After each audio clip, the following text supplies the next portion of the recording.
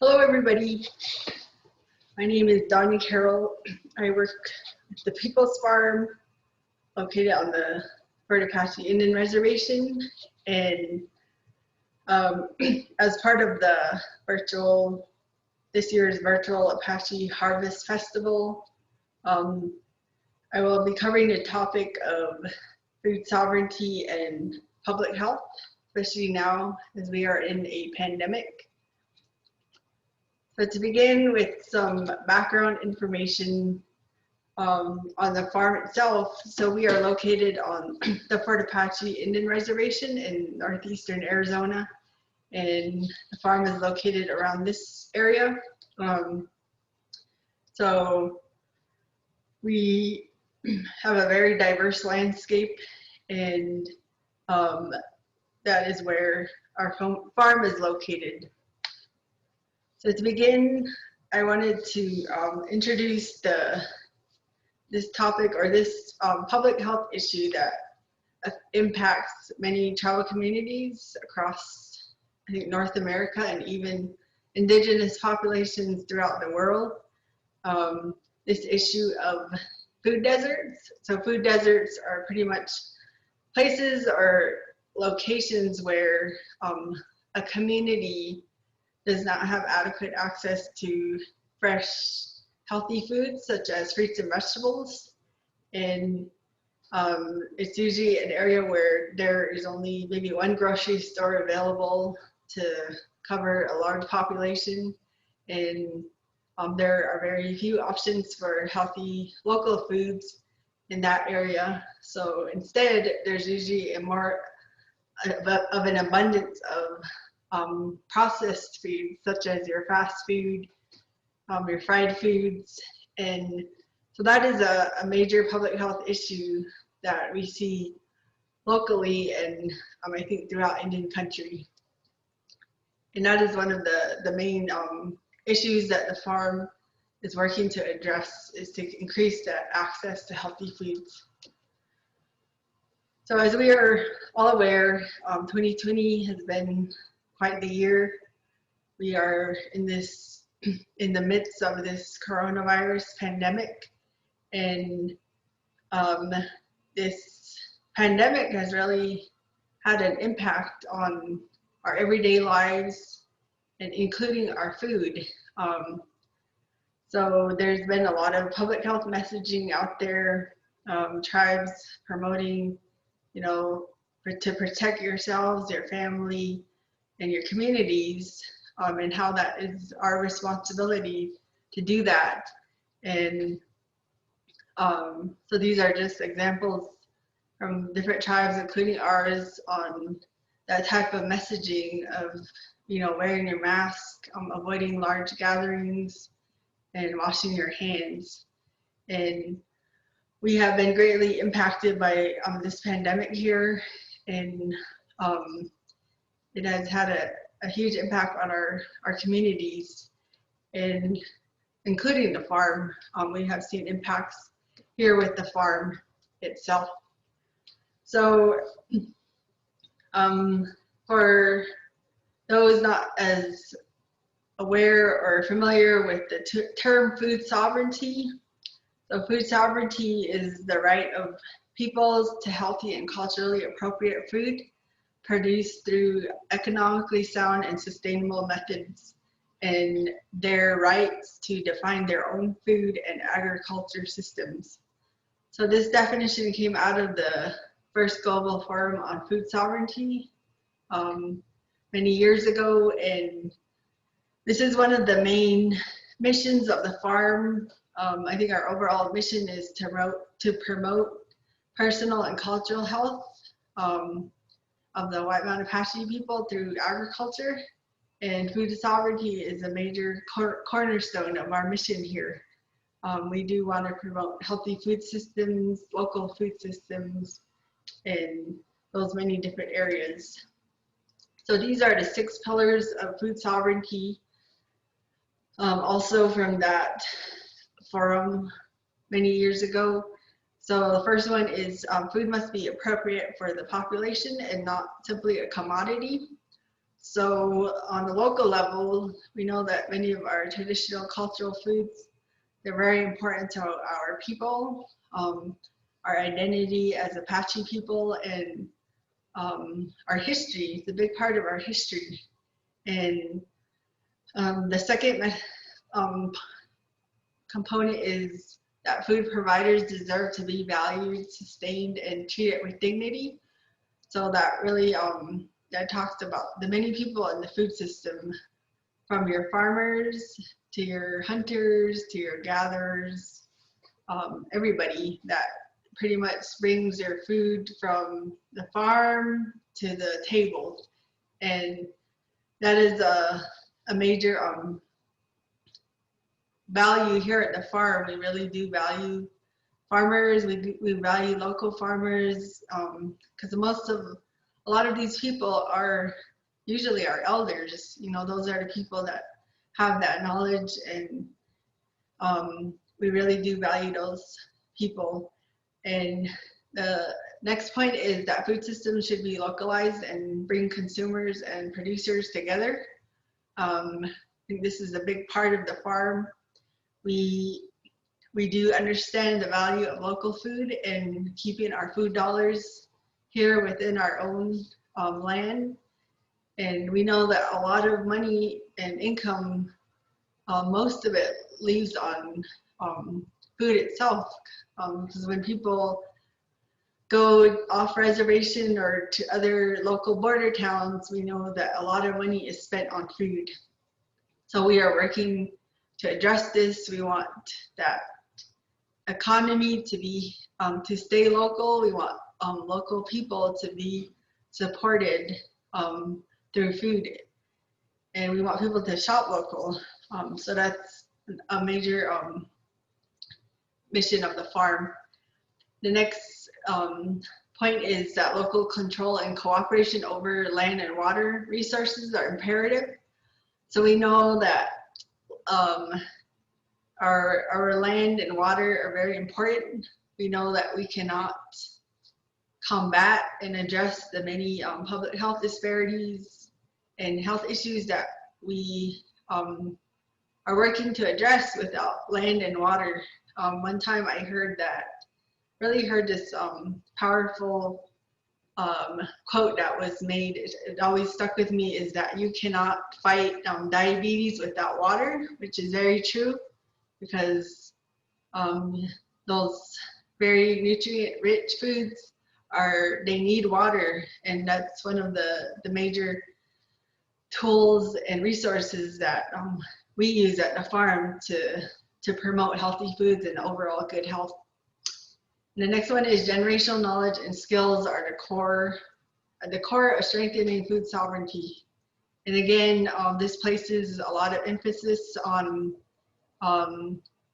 our elders and those people that in our community that are very knowledgeable about food, you know, where to gather it, how to grow it, how to harvest it, how to process it, and how to preserve it. And we know that there are many stories and songs and ceremonies that are intertwined with food. A lot of our ceremonies and practices, they involve food. And so that's another very important point. And lastly, food systems must be environmentally and ecologically regenerative. So at the farm, we don't grow things with chemicals, pesticides. We try to avoid a lot of plowing because we know that disrupts the soil. And we do promote sustainable food growing practices at the farm, because we know that's important for the land, and we know that it's a lot better for the land and the people. So these are various pictures taken at the farm.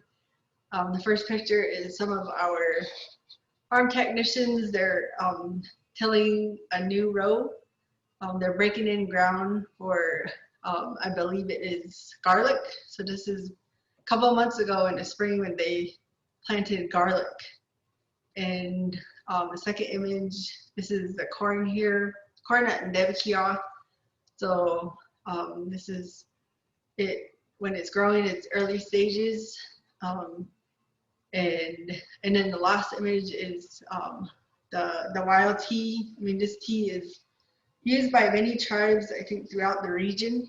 And we know it is a staple here, and it's a favorite of many local community members. And these are all examples of food sovereignty. You know, growing your own food and utilizing your land and water, and then also our wild cultivated foods that are harvested at various times of the year. We know that it's a very important part of the food system also. And this is another picture. This is, we had a couple of college interns throughout the summer. They worked here with the farm, and then so here's a picture of our staff harvesting kale. So they harvested kale that was included in produce boxes over the summer. So, and this is one of our hoop houses, and these houses are very important because they allow for season extension when growing food. So we are able to start planting things a lot earlier, and the season is extended in that way. So we can extend the growing season, which is very helpful. This is another picture of our staff, more of our staff. This was in the summer when the garlic was ready. So this is Apache garlic, we call it, because this strain of garlic has actually been grown at the farm for I think several years now. So it has adapted to the local environment and climate. So that's why we call it Apache garlic. And these are a superfood for our people, and it's very good food, especially in the winter. As I think those of you that heard from Dr. Ethelball's talk earlier, she talked about garlic and how it has antiviral and anti-parasitic properties. So it is very, very good for you. It's a good thing to add to season your foods. And so this is one of the foods that the farm offers usually every year. This is another recent picture of our staff. This is in front of the washing station. And the washing station is kind of like a mini processing center where all the produce is washed and processed and packaged. And so these are our staff. Some of them are new, and some of them have been at the farm for a while. So we have a very strong team here at Ndee Bikiyaa, and very young team. They're full of energy and passion about this work. They really do believe in food sovereignty and how important it is for our tribe. So another term that I wanted to cover was food security. So when we're thinking about food security versus food sovereignty, there is a difference, a little bit of a difference. So food security does not take into account the environmental impact of producing and distributing food. And so you might have heard of food insecurity, which is usually when people don't have enough food. But food security means that people do have adequate amount of food. And then the next point is that food security does not consider the people who produce the food or offer protections around their conditions or wages. So I think this is more common and more relevant when you're thinking about larger conventional farms, thinking about immigration or immigrants that work on these farms, these really large scale farms, and thinking about farmer worker conditions. So that's a big difference between food sovereignty and food security. The next point is that food security does not consider cultural appropriateness of food or community needs. So again, we know that food is very specific to different areas. We know with our local area, we know that there are certain foods that are very important to our people, that have been with our people for hundreds, even thousands of years. And we know that those types of foods are very specific, and you can usually, some of them you cannot find in any other place in the world. So we know that they're very appropriate for our communities. And then again, going back to Dr. Ethelball's talk, she did talk about how our food is very specific to our genes as Apaches, and those foods are, they do feed our bodies and our health and our overall health. And the last point is that food security does not support local producers or the passing on of generational knowledge. So this is again that whole process of, you know, learning from our elders and those that came before us, and passing on that knowledge. So that's a big part of food sovereignty overall. And that, I think there's been a lot of information out there about the pandemic, and I think we get so much information on a daily basis, and that kind of got me to thinking more about another term that I learned many years ago, and that's the term syndemic.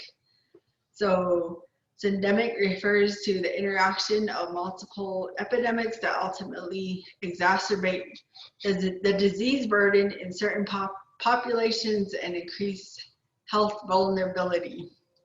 So in thinking about the pandemic, that is mainly the coronavirus, and as we've observed and as we've seen, there are many communities, I think especially in the US, and even when you think about tribal communities more specifically, we know that there are certain diseases and health conditions that greatly impact our populations. So diseases like diabetes and high blood pressure, those different issues that usually stem from our diets and the foods that we eat and our health behaviors. So we know that diabetes is a very significant issue, and locally we observe that also. So we know, and then thinking about the pandemic, we've heard that some certain populations are more vulnerable than others. So of course, people that are older, elders, and also people that have immunocompromised systems. So people that might be having different health issues like diabetes, those people, they are at a higher risk of, if they were to encounter the COVID-19. So that just brings up the issue of, you know, is this pandemic, is it also a syndemic within our tribes? Because some of our people, they're having to, they have both issues that they're facing, not only maybe diabetes, but they're also, if they got coronavirus, those are just overlapping public health issues for our communities. And we are seeing this, we are experiencing this, that COVID-19 is kind of exacerbating. It is exacerbating and really showing the vulnerabilities in our communities when it comes to accessing healthy foods and what that means when you're trying to prevent other conditions. So the issues of food insecurity, access to healthy, affordable food, those become very important in times like this, because you want people and you want communities, you want your families to be healthy, and you don't want them having to worry about having multiple health issues at once. But unfortunately, that is what we are seeing now, and it all does funnel down to the access to those healthy foods, the access to those local foods, and that is why this food sovereignty is very important. I think especially now within our local tribes, and I think overall throughout the world. So with Ndee Bikiyaa, we really have to reassess and rethink about the way we do things, our processes, how our staff interact with one another, because of course you have to take all those precautionary measures of, you know, social distancing and washing hands, wearing masks, and of course the farm, we've always followed food safety guidelines, because we grow food here, and it is usually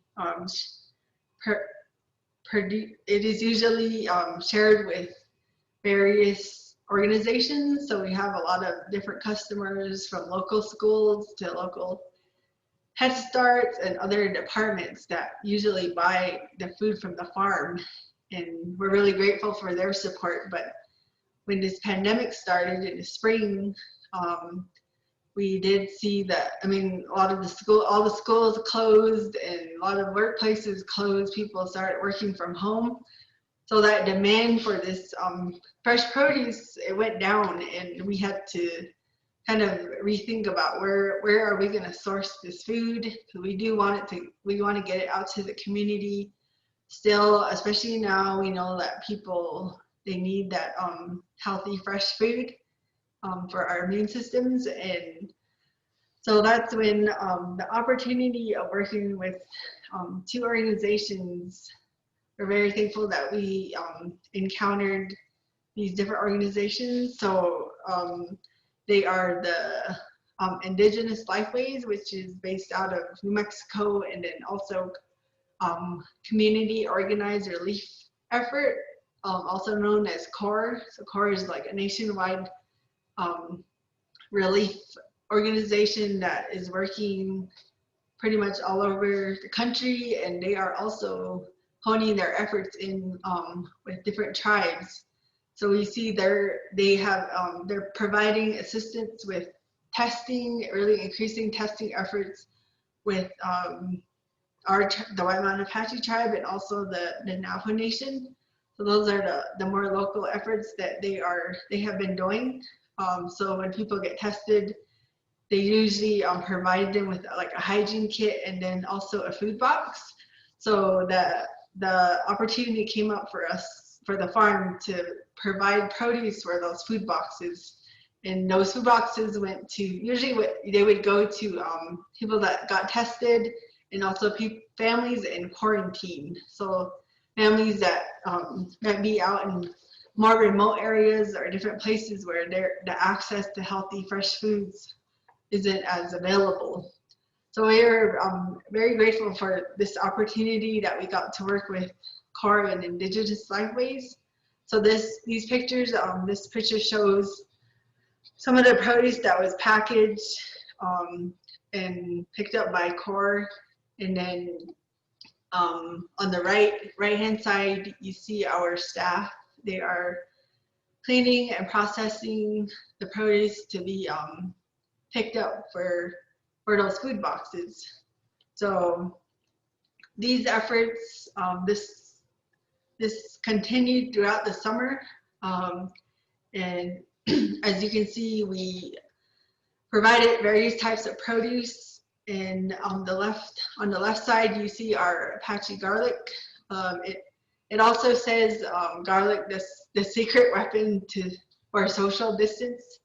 So again, kind of in integrating those public health messages and also promoting these healthy foods. Then on the right, you see the onions. So the tagline with that one was "Layer Up Against COVID-19." So these are the different types of produce that went into those food boxes that were delivered to families, and this really created a great opportunity for Ndee, Bikiyaa to kind of create a supply chain with other local areas and other a local tribe, which was the Navajo tribe. So it allowed us to source our produce locally, and people were able to get these foods. And that's always one of our goals, is to get our foods distributed to local communities, especially tribal communities, because we know there's a tremendous need there, and especially now when we know that in the earlier, when the whole pandemic started, we know that there was a huge disruption in the supply chain. You know, the grocery stores, some of the shelves were completely bare, and it was just hard to find some foods at that time. And so this allowed the farm to kind of create that supply chain and that intertribal trade route that used to be there. You know, a lot of tribes used to trade between one another, and that was one of the things that we were able to do during this time. And these are some more pictures, some really great pictures that our staff took. So the first picture is a local elder. She actually grew she grew a lot of corn that the farm was able to assist her with, and there'll be more pictures in that later in the presentation. But here she is at the farm. She was able to also get some produce from the farm, and we know that our elders are very important. Those are one of the groups that we really do want to reach. We do strive to reach that population, because we know that they really do appreciate these foods, and these foods, they talk about the different memories and the great things that they would do with these foods in the past. So in the middle picture, just some the different kinds of lettuce that was, again, put in those produce boxes. And then the last picture is one of our college interns. Here she is with some onions that she helped harvest. And yeah, so it just kind of shows like the span across generations, and how we really value that intergenerational exchange at the farm. So in terms of traditional and cultural knowledge, we are seeing how very important that is, especially now. We know that our people, they have faced pandemics in the past, and they survived it, and they're still here. They're the reason why we're still here.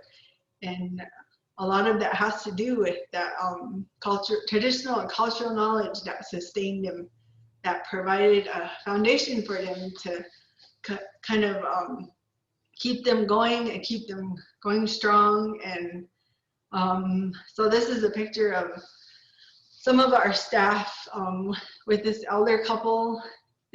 So they approached us because they had a lot of corn, that they had a huge harvest of corn, and they needed some help with it. And one of the things that they wanted to do with it is that they wanted to barbecue the corn, which is a common practice done locally with the pit roasting of the corn. And so this is the pit in front of them, and it is quite a long process, at least 2 days. And that's one of the things that one of the services that we've been able to continue to provide during this time, is these types of cultural practices. And this is another field. This is another local community farmer. He had a great harvest of corn, different types of Apache corn, and so you can see they're getting the pit ready to cover back up so it can cook overnight. So this is another picture. And then here it is. Some of our staff, they covered the pit back up so the corn is cooking. And so this also, I think it shows the type of not only strength but the healing that comes from the land and our food relatives. And I think it's very important, especially now. A lot of our staff, we've continued to be able to engage in these types of practices and promote it locally. And we know that that does provide healing. It provides people with healthy ways of coping, especially now when our communities have gone through a lot, and we've lost important people in our tribe. But through these types of practices, we're able to continue this cultural knowledge that has been passed on for generations. So during this pandemic, the farm has, of course, experienced a lot of challenges, but we've also seen a lot of opportunities. And I think this also goes for the larger scale of public health, especially in Indian country. So again, we did see a lot of disruptions in the food supply chain, as many of you may have seen on the news or have experienced personally. There's been shortages of different types of foods.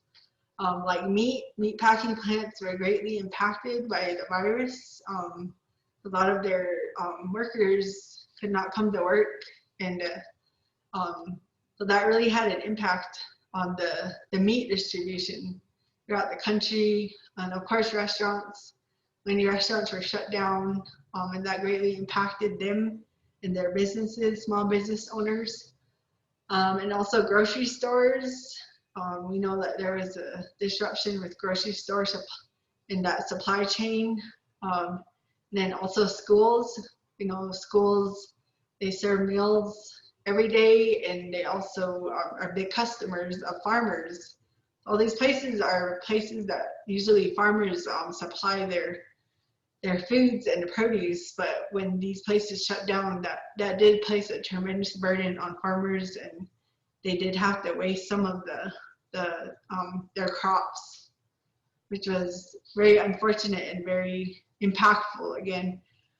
And then of course, we've all been staying home a lot more, I think, the past several months.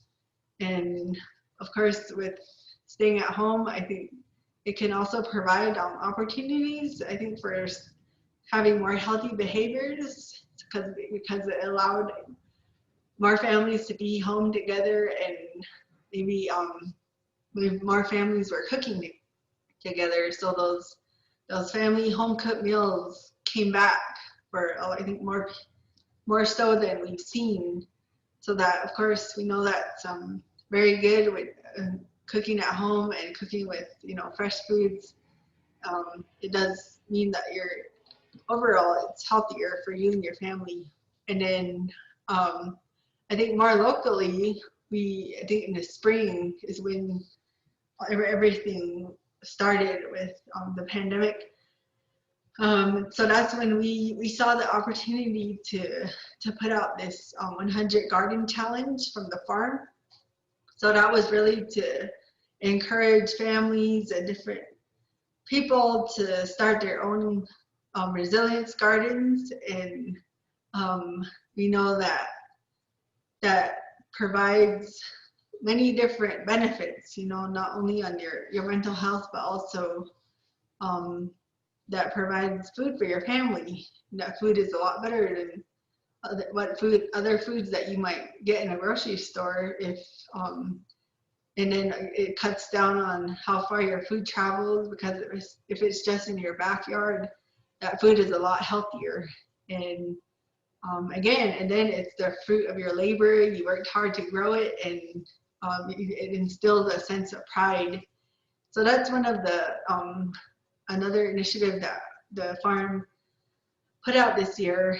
And we have observed that there are a lot more families that are gardening. A lot of first-time gardeners, which is really great. And some families are also able to still plant their cornfields, which is great. So there are challenges and opportunities. So when thinking about, I think, public health and tribal food systems in general, I think right now is a really important time for us to reimagine what those food systems will look like post-pandemic.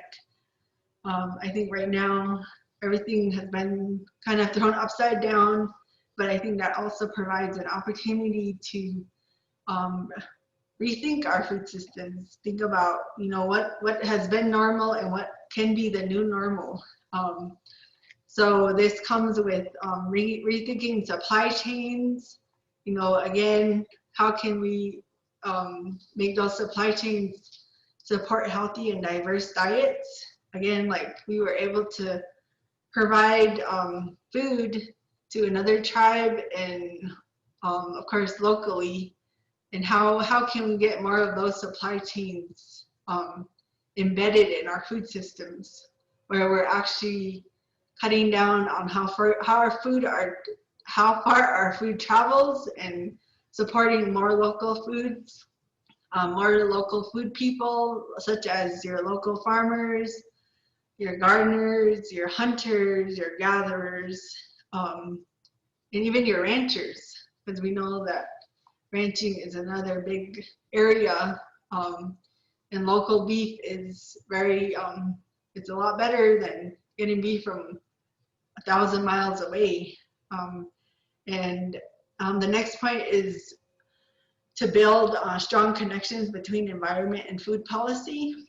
And we know that our environments are constantly changing. We see that with our soils and the climate, and the rainfall. So we have to really adapt our food systems to be resilient and to be able to respond to those changes that we see on a daily basis. So in I think a later presentation, will also be covering the travel food code that we're working on, because we know that food policy is very important when it comes to promoting healthy foods and local food economies. And lastly, to strengthen and indigenize local food systems planning. So that's very important to, you know, if you see a need in your community that, you know, we don't have enough healthy foods available, or we have to travel over an hour to a grocery store, I think this time is really providing, it's a good time to take on the opportunity of, you know, thinking about those things and mobilizing your local community to make it stronger, to have more local food available, whether that might be starting your own community garden. We know that's one way to get more local foods, and also, of course, supporting your local farmers, your local people that gather those foods. And yeah, so there's so much, I think there's a big movement right now in this area. There's so much information out there. There's so many tribes that are doing great work in this area, whether they're, you know, really pushing for healthier foods on the local level, and also, you know, distributing their foods to other tribes in other places.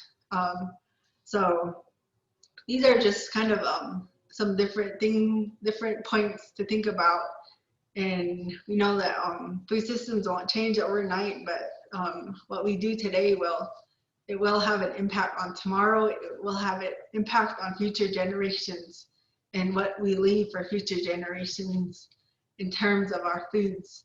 So in closing, I just had a couple of pictures here. So I think right now we're in a very trying time.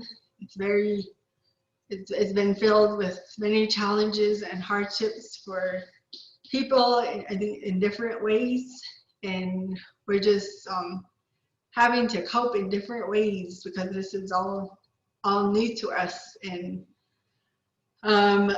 in this first picture, I was able to go gather acorns this year. So acorns are very, very special food to our Apache people. Not only the White Mountain Apache tribe, but also our sister Apache tribes in other areas across the state. And this is one of our very precious foods that, it's a delicacy, and it's very important to our people. And it's been really great to see a lot of people going out and gathering acorns this year. It's a perfect social distancing activity, and you're outside, and that just shows us that how our foods can really keep us grounded and help us stay positive, especially when the world around us might be in chaos. And then of course, this is one of the streams or rivers on our reservation, one of our local streams. And I think being outside has been a very important, especially during this time. And I think a lot of people appreciate being able to be outside, and our land, it's always there for us. It takes care of us, it heals us, and it provides for us. So I think that's one of the important things to remember, especially now. And lastly, this is just a picture that there's been a lot of great messages out there from different tribes that I've seen, and a lot of great artwork. But this one I think comes from the Laguna tribe, and this was I think a poster or a message that they released. So it's just traditional ways to relieve stress and anxiety during COVID-19. So it just shows different ways that you can deal with stress, and these also relate to our foods. Whether it's talking to our grandparents, learning different things and different cultural skills that those important things that we need to carry on. So yeah, so this talk, obviously I think it's a very broad, very deep topic, but we just wanted to cover a part of it, like food sovereignty, especially now as we have been going through this pandemic.